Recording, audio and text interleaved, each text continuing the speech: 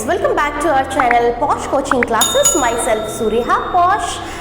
Again मैं आप लोगों के सामने आई हूँ अपने सेम टॉपिक को कंटिन्यू करने के लिए, जो टॉपिक मैं आपको करवा रही थी। लेकिन उससे पहले अगर आप लोगों ने हमारा चैनल सब्सक्राइब नहीं करा है तो प्लीज़ सब्सक्राइब करें और हमारी वीडियोस जितनी भी वीडियोस हैं उनको जाके ज़रूर देखें। वो आपकी नॉलेज बढ़ाने में काफ़ी ज़्यादा हेल्पफुल साबित हो सकती हैं।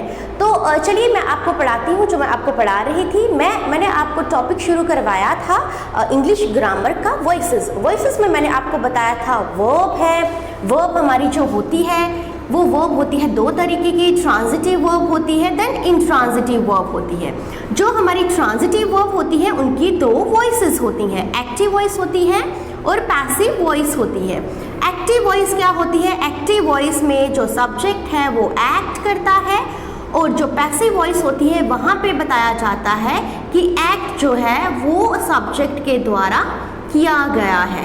अब जब बात वॉइसेस की करते हैं तो वॉइसेस में हमने एक चीज़ जो पढ़ी थी जो बार बार सेम रिपीट हो रही थी, वो क्या था कि जब भी हम बात सब्जेक्ट की करेंगे वो ऑब्जेक्ट के अकॉर्डिंगली चेंज हो जाएगा। जो हमारा ऑब्जेक्ट रहेगा वो सब्जेक्ट के अकॉर्डिंगली चेंज हो जाएगा। हमेशा वर्ब की थर्ड फॉर्म का ही इस्तेमाल करना है। उनके अलावा जो आपके पास प्रेपोजिशन है बाय, आपने as and as and by का इस्तेमाल करना है। तो जब भी बात एक्टिव से पैसिव की जाएगी आपको इन चीज़ों का बार बार ध्यान रखना है। ये मैंने आपको रिकैप करवा दिया जो इम्पोर्टेंट है हमारी वॉइसेस के लिए।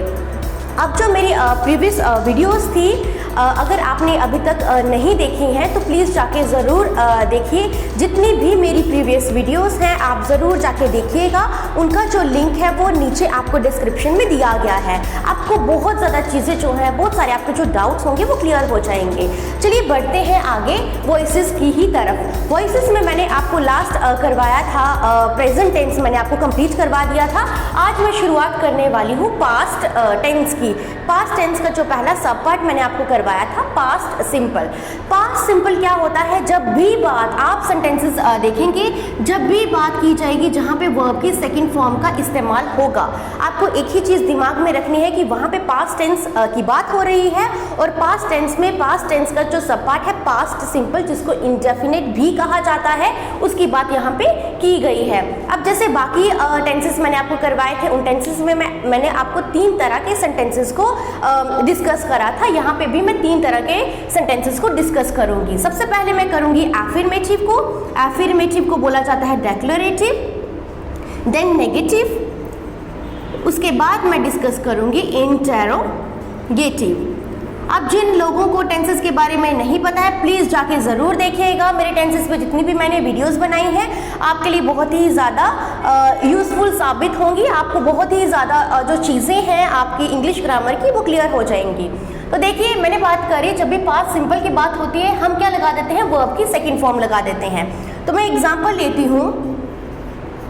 एग्जाम्पल में लेती हूँ the teacher taught, teach, taught the students। यहाँ पे मैंने बात कर दी पास्ट सिंपल टेंस की, the teacher taught the students। अब इसी चीज़ को मैं नेगेटिव करती हूँ।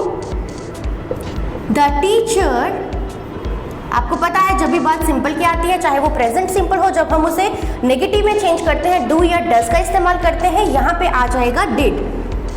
डिड नॉट के साथ में आ जाएगा टीच। बहुत सारे बच्चे ऐसे होते हैं वो दोबारा से सेकंड फॉर्म का इस्तेमाल कर लेते हैं जो कि हमें नहीं करना होता, क्योंकि ऑलरेडी डू की सेकंड फॉर्म यहाँ पे अप्लाई हो चुकी है। The teacher did not teach the students. अब इसी चीज़ को हम इंटेरोगेटिव में करेंगे। इंटेरोगेटिव में आ जाएगा did the teacher teach the students with sign of interrogation. अब देखिए बहुत ही ज़्यादा सिंपल है। ये हमारे पास है एक्टिव वॉइस। ये जो मैंने अभी आपको एग्जांपल बताया है यहाँ पे मैं एक्टिव वॉइस की बात कर रही हूँ। अब जब मैं पैसिव वॉइस में इनको चेंज करूँगी उनके लिए रूल्स अप्लाई हो जाएंगे। सबसे पहला वॉज वर लग जाएगा और साथ में वर्ब की थर्ड फॉर्म। जब मैं बात एफर्मेटिव की करूँगी, जब मैं बात नेगेटिव की करूँगी यहाँ पे आ जाएगा वॉज वर साथ में आएगा नॉट और वर्ब की थर्ड फॉर्म। अब इसी सेंटेंस में जब मैं इंटरोगेटिव की बात करूंगी, वॉज का W कैपिटल, वर का W कैपिटल, साथ में आ जाएगा वर्ब की थर्ड फॉर्म। अब देखिए बहुत ही ज़्यादा सिंपल है। क्या है यहाँ पे, सबसे पहले ये देखिए, द टीचर हमारे पास है सब्जेक्ट, द स्टूडेंट्स हमारे पास है ऑब्जेक्ट, टॉट जो है वो है हमारे पास वर्ब। अब देखिए सबसे पहले मैंने यहाँ पे लिखा सब्जेक्ट को ऑब्जेक्ट बना देंगे और ऑब्जेक्ट को सब्जेक्ट। द स्टूडेंट्स आ जाएगा पैसिव वॉइस में, द स्टूडेंट्स। अब स्टूडेंट्स ज़्यादा है, उनके साथ आ जाएगा वर्ड, थर्ड फॉर्म आ जाएगी टीच, टॉट, टॉट। अब बाय प्रपोजिशन लगेगा according to rule, by the teacher. बहुत ही ज़्यादा सिंपल है, सिर्फ जो ऑब्जेक्ट था उसको मैंने सब्जेक्ट की जगह पे प्लेस करा, जो ऑब्जेक्ट था उसको, जो सब्जेक्ट था उसको ऑब्जेक्ट की जगह पे प्लेस करा, वॉज वर्ड लगा दिया, वर्ब की थर्ड फॉर्म लगा ली और यहाँ पे प्रीपोजिशन बाय का इस्तेमाल कर लिया। अब बढ़ते हैं नेगेटिव सेंटेंस की तरफ। यहाँ पे क्या आ जाएगा, पैसिव वॉइस में अगेन द स्टूडेंट्स हमारे पास है, द स्टूडेंट्स। स्टूडेंट्स के साथ में अप्लाई होगा वर्ड नॉट, क्योंकि ये सेंटेंस क्या है हमारे पास नेगेटिव का। टीच की थर्ड फॉर्म है टॉट, बाय द टीचर। बहुत ही ज़्यादा सिंपल है। यहाँ पे सिंपल मैंने नॉट अप्लाई करा क्योंकि मुझे इस सेंटेंस को नेगेटिव बनाना था। बढ़ते हैं इंटरोगेटिव की तरफ। इंटरोगेटिव की जब हम बात करते हैं, बार बार एक ही चीज़ को रिपीट करती हूँ, इंटरोगेटिव सेंटेंसेस में बहुत सारे बच्चे कंफ्यूज हो जाते हैं, जबकि यहाँ पे कंफ्यूजन वाली कोई बात ही नहीं होती, लेकिन फिर भी बच्चों को लगता है कि नहीं अब हमसे हो ही नहीं पाएगा, हम नहीं कर पाएंगे। लेकिन ऐसा नहीं होता है। जब भी बात इंटरोगेटिव सेंटेंसेस की रहती है, आपने जब मैंने अपनी प्रीवियस वीडियोज़ करवाई थी सेंटेंसेस के ऊपर, मैंने आपको बताया था कि हमारे पास जो एफर्मेटिव, नेगेटिव, इंटरोगेटिव होते हैं, कैसे हम उन सेंटेंसेस को चेंज करते हैं। अब देखिए यहाँ पे जो इंटरोगेटिव है, आप सबसे पहले इसको सिंपल एफर्मेटिव में चेंज कर लीजिए।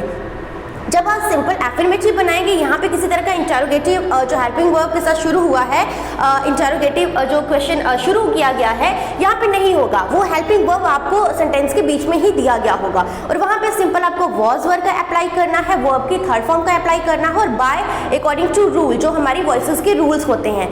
अगर हम वैसा करते हैं तो बहुत ही ज़्यादा सिंपल हो जाता है। जैसे मैंने यहाँ पे किया इंटरोगेटिव का, मैं एफर्मेटिव की तरह बताती हूँ। मैंने क्या किया था यहाँ पे, the students were taught by the teacher. अब इसी सेंटेंस को मैं इंटरोगेटिव देखो किस तरह से करती हूँ, बहुत ही ज़्यादा सिंपल हो जाता है। बस सिंपल सा आपको जो हेल्पिंग वर्ब्स रहती हैं उनको बाहर जो है सेंटेंस जो है उन्हीं से बिगेन करना होता है। तो यहाँ पे आ जाएगा were the students taught by the teacher। बहुत ही ज़्यादा सिंपल है, यहाँ पे किसी तरह की कोई कंफ्यूजन नहीं होनी चाहिए। वॉइसेस अगेन बाकी टॉपिक्स की तरह वॉइसेस भी बहुत ज़्यादा इंपॉर्टेंट है। जितना आप इन पे फोकस करेंगे वॉइसेस पे, उतने ही आपके ऑब्वियसली मार्क्स जो है वो जुड़ जाएंगे और परसेंटेज में बहुत ज़्यादा असर पड़ने वाला है जब आप ग्रामर के जितने भी टॉपिक्स होते हैं उनको क्लियर करने की कोशिश करते हैं। तो मेरी जितनी भी वीडियोज़ आती हैं, मेरी यही कोशिश रहती है कि ग्रामर का जितना भी पोर्शन है वो मैं कंप्लीट करवाने की कोशिश करूँ, ताकि आपके जो डाउट्स हैं वो आप क्लियर कर सको। वैसे भी अभी स्टेट बोर्ड के एग्जाम्स आने वाले हैं, उनके बाद जो है वो CBSE के एग्जाम्स शुरू होने वाले हैं, तो ग्रामर जो है वो सेम रहता है। तो ज़्यादा से ज़्यादा फोकस करिएगा। अगर आपको किसी भी चीज़ में डाउट रहता है आप प्लीज़ पूछिए। जैसे अभी स्टेट बोर्ड के एग्जाम्स शुरू होने वाले हैं, तो आप प्लीज़ अगर किसी भी तरह के आपको कुछ भी डाउट्स हैं, कोई भी ग्रामर का टॉपिक चाहते हैं कि मैं उस टॉपिक को पहले करने की कोशिश करूँ ताकि आप उन चीज़ों को समझ सकें, अगर मैं इतनी सी आपकी हेल्प कर सकती हूँ तो प्लीज़ कमेंट सेक्शन में ज़रूर बताएं कि किस टॉपिक में मुझे आगे वीडियो आपके लिए बनानी होगी। वैसे जो मैं टॉपिक करवा रही हूँ उसको मैं सीक्वेंस में करती चली जाऊँगी ताकि जो आपके डाउट्स हैं, जो भी आपकी चीज़ें हैं वो अच्छे से क्लियर हो जाए। तो इसी तरह से जो वीडियोस हैं हमारे पॉश कोचिंग क्लासेस पे वो प्लीज़ देखते रहिए, ज़्यादा से ज़्यादा सब्सक्राइब करिए, लाइक बटन ज़रूर प्रेस करें और अपने जितने भी फैमिली फ्रेंड्स, जितने भी जिनको भी आप जानते हैं, ज़्यादा से ज़्यादा बोलिएगा हमारी चैनल को सब्सक्राइब करने के लिए, हमारी वीडियोज़ को लाइक करने के लिए, और अपना जो नॉलेज है प्लीज़ उन्हें भी बढ़ाएँ। और जो आने वाले आपके एग्ज़ाम्स हैं उनके लिए मैं आपको गुड लक कहना चाहूँगी कि आप अच्छे तरीके से एग्जाम्स पे फोकस कर सकें, अच्छे मार्क्स ला सकें और अच्छे अपने फ्यूचर के लिए तैयारी जो है वो अच्छे तरीके से कर सकें। थैंक यू सो मच मेरी वीडियो देखने के लिए। Have a very nice day. Thank you so much.